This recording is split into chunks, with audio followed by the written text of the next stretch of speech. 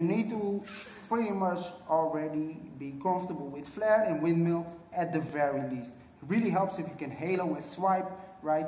They're not really necessary, but they do help a lot. And then be very comfortable in the handstand, having good solid one-hand freezes on both arms, maybe even hand hops, right? So you already see why it's not really a beginner moves. Now I did the tutorial all earlier and it was on the elbow air flare. And the reason I did this because when I teach people and I see they have very solid elbow freezes, they usually get the elbow air flare very fast. Usually air flare takes, like it's harder basically.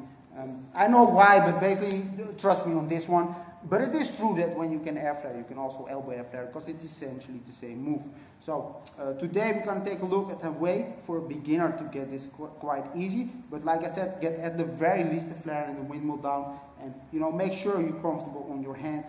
Otherwise, you're just struggling for no reason, right? Work on the basics, guys. But today I will not teach from the power move entrance. This has a reason. So when you watch any tutorial, they all say the exact same thing. Put your hand in, rotate in like you're entering any power move, like the windmill or something. Like this, rotate and throw an air flare, right? Now, this is not wrong in a sense, but with my own students, when I teach, and they can already sort of do the air flare, usually they fly all over the place, but not in an air flare, right? Pretty much we want to take it slow and controlled before we go fast. And, basically, if you go that fast, you pretty much crash every round. You want to take it slow and really have control over what we do. So to do that, we're going to simply do left, right, because my flare is on the right hand. So what I'm doing is placing my left hand forward, placing my right hand a little bit circular like this. It's essentially the same as the freeze, but, in a handstand shape. So take a look, left, right. And when I do that, I really suggest angling the hip down. The angle of the hip is similar to how you do press handstands. So maybe practice on that move. So left, right, press. Left, right, press. Now when you look at this, I hope you see that my head and even my shoulders are a little bit out of my hands. So they lean a little bit forward. If you don't do this, but you're all the way in handstand, you throw around, but not over yourself. So when you want to throw over yourself, you pretty much don't want to be that high. In my opinion, it's sort of better to angle like this. It might sound easier to be all the way in the handstand, but actually it isn't. It's actually harder to be all the way in the handstand because you will fly sort of out of your air flare. So keep that in mind, angle like that. Now, to do this move, first we need to work a little bit on the swing of the legs, and then we can work on, the arms, basically. It's easier if you first swing the legs and have a torque in your body before you throw. This is the easiest method, I think, and it's not really that spinning handstand, which I'm personally not really a fan of. So what we're going to do is just keep that angled handstand and start torquing the hip like this. You can keep your legs wide and angled, or you can simply tuck them in to make it easier for yourself. So when I tuck my legs like this, torque, right? This leg goes down, this leg goes up, and keep that position. So let again, angled handstand, torque, right? When you do it with straight legs, you actually can keep swinging because you're already throwing. So now the thing we want to do is go on one hand for a split second. So you simply take a one hand freeze. Like I said, it's easier if you tuck your legs in, but you can also do it with straight legs. It's actually the same thing. So from this thing, torque like that, on that sort of freeze position for a split second. Now, because my legs sort of rotate in, I can start throwing. And what we're going to do is the cartwheel method. Now, what is the cartwheel method? It's simply when we throw, we actually make a cartwheel with the arms. So I'll show it to you guys from this. This leg goes down, right? And then I simply cartwheel to this side. So if you have trouble with this, simply start doing cartwheels like that, right? To get the feeling down. But what you want to do is from this torque, cartwheel the arms. And when you look at my arms right now, when I do it, you see that my arms actually start throwing like an air flare. Even though it's just walking, basically, I see cartwheel. So entering, torquing, walking over like a cartwheel. Doing again. Try to do this a couple of times to get the feeling down.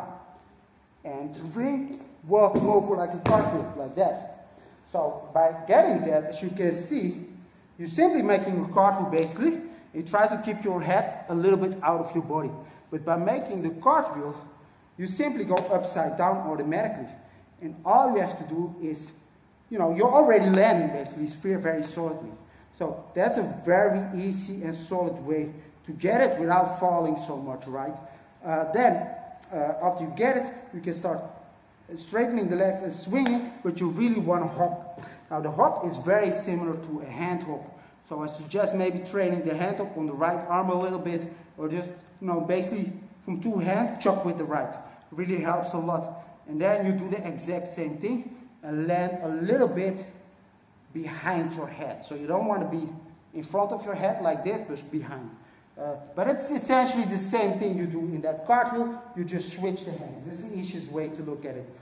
So when I do that, you see I automatically throw an air flare basically. I just simply switch the hand at the highest point by making a little hop and switching. This hand goes on the floor and the other hand goes in the air pretty much, right? And what will happen when you do that, that automatically land. Automatically, very good on my arm. And the good thing about this method is that you can pretty much from this freeze any move that you want, including another air flare. So it's a very solid way. So after you get it more or less down and you understand how to make the cartwheel motion into that little freeze, what you want to do is rotate over the freeze arm. So you don't want to really stop like I just showed you. You want to rotate over and then you steer slow to the windmill. The first combo you always do is air flare windmill. It sort of makes sure you can clean that air flare. Don't worry so much about two, but because you do it with the cartwheel motion and you land very solidly and very high, doing two is not even really the problem. You can actually start throwing the second one even though it's a crash. But in the beginning I suggest sort of trying to clean it and go air flare to windmill first. You can still do this from standing if you want, but you can also already start now, okay, I understand the movement. Now I will enter more with that power move entrance. Try to stay angled. And when you look at my cap, sort of, I'll keep doing it from the handstand now.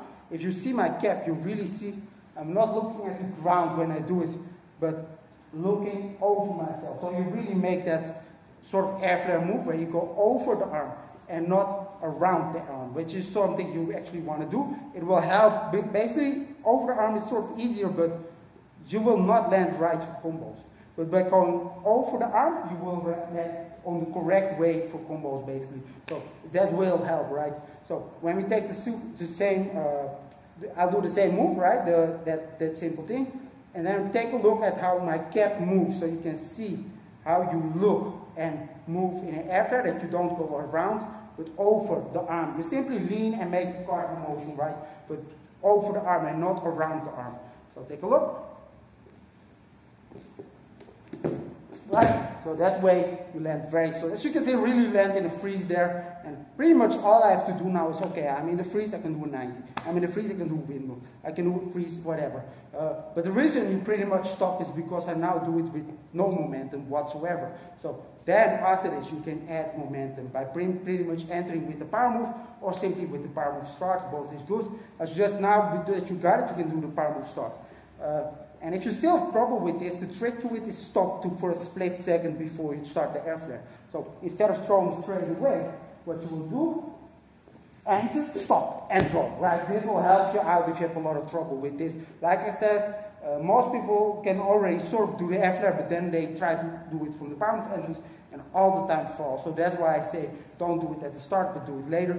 By pushing more forward, you can throw more to the back, right? Which, if you want that. And throw in two air flares, be at the same spot, and all that crap. It comes with time, basically. Work on your air flare windmill first, air flare swipe, air flare 90. Air flare 90 looks hard, but because you land so solidly, it's not even hard. You just place your hand at 90, right?